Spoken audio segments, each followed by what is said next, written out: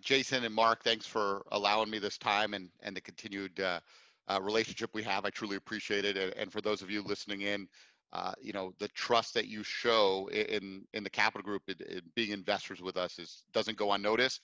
So on behalf of 8,000 or so associates globally, we appreciate what you do and appreciate in advance the time you set aside for us. As Jason mentioned, I'm Damian Eckstein. I've had the pleasure of representing Capital Group here locally for the last 8 years, and I've been in this industry for the better part of the last 23, 24.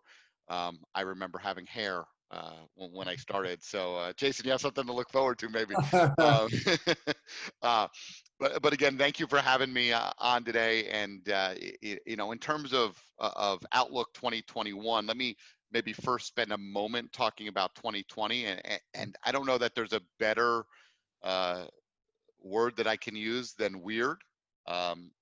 Certainly going into 2020, I don't think anyone thought we were going to have a global pandemic and we would be doing virtual meetings Right. still at the end of 2020. But if you look in the United States, and maybe I'll break this down, U.S. and non-U.S. In 2019, we had GDP growth of 2.2%. Our estimate now, almost fully through a year, is that will drop roughly 4.3% in real GDP in 2020.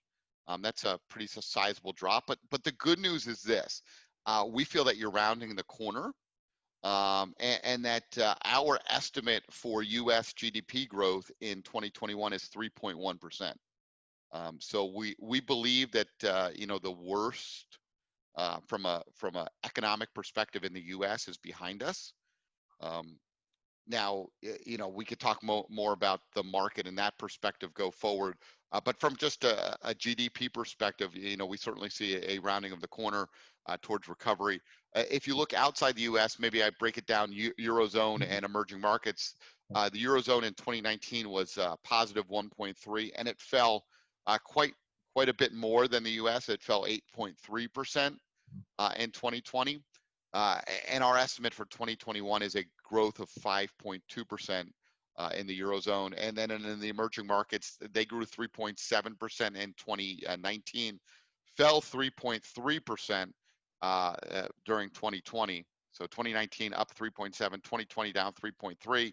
And then our estimate for emerging markets and their health into 2021 is a positive 6%. So as you could see, from an economic perspective, we've certainly believed that the worst from the coronavirus and the shutdowns is behind us. It doesn't mean that it's easy. Certainly don't want to make light of the situation that people find themselves in right now, but we do feel that the worst is behind us. And with a vaccine currently in use in Europe and the US, we think by the end of 2021 maybe you're at numbers close to where we were at the end of 2019. So you had a period of time that was difficult, and this was different from our perspective than '08. In '08, when you fell, you weren't sure there was another side of the valley, right? Like what it was going to take to get there. You couldn't see it. It was far off, and certainly we made it to the other side and things got better.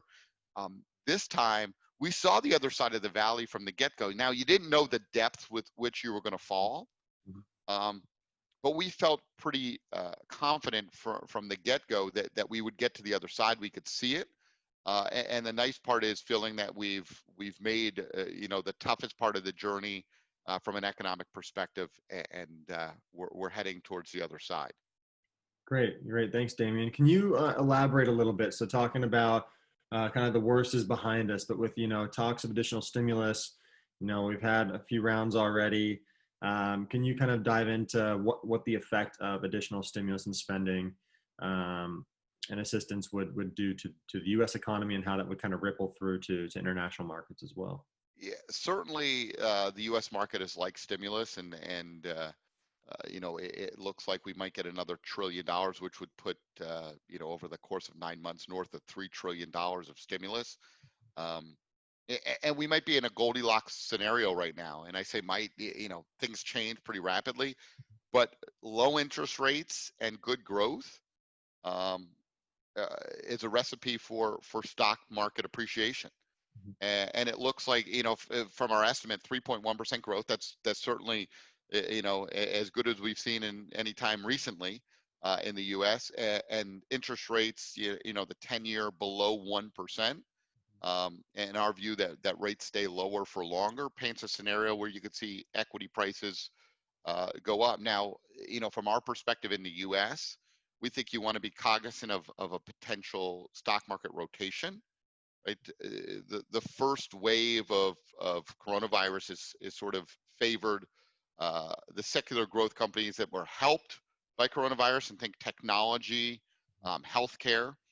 But there may be a lot of pent up demand for travel and leisure, entertainment, Yep. coming out of this as people feel more comfortable, you know, getting back into the swing of life. And some of our portfolio managers have talked about, the 1918, 1919 Spanish flu.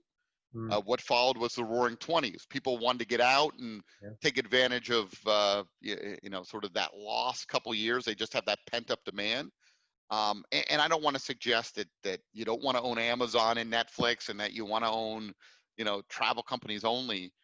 But oftentimes in periods of dislocation, the baby's thrown out with the bathwater, and it's allowing our men and women that are doing research throughout the globe to find some opportunities in those areas. Secondarily, if you look at the U.S. and say maybe there's a rotation, good opportunity, but maybe a rotation back to some of the dividend payers. The same might be said for international. The last 10 years, the international markets have lost to the U.S. market by about 9% per year.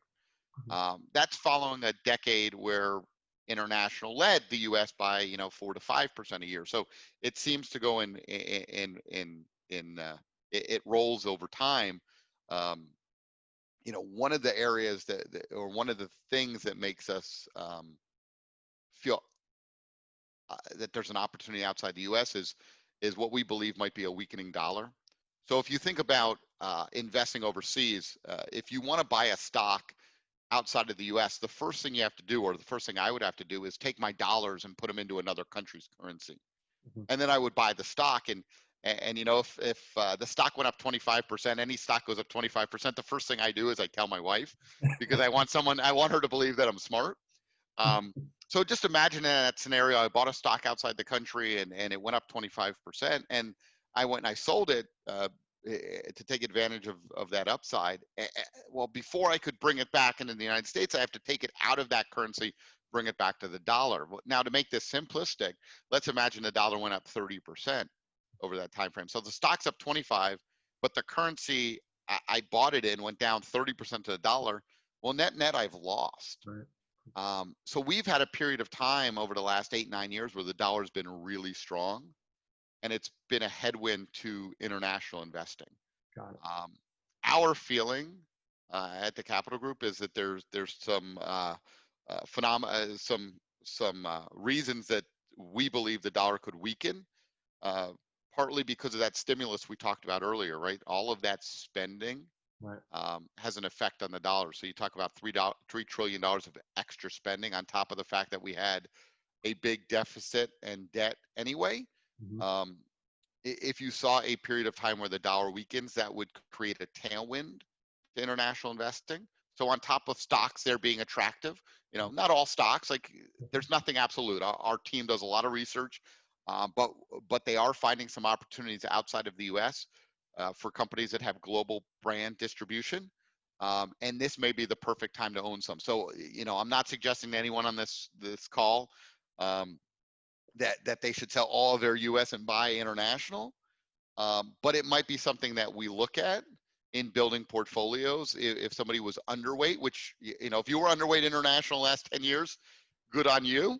Right. You've done really well, but this might be the time to look at getting back to neutral as we head into 2021 with the opportunity set we see at the Capital Group.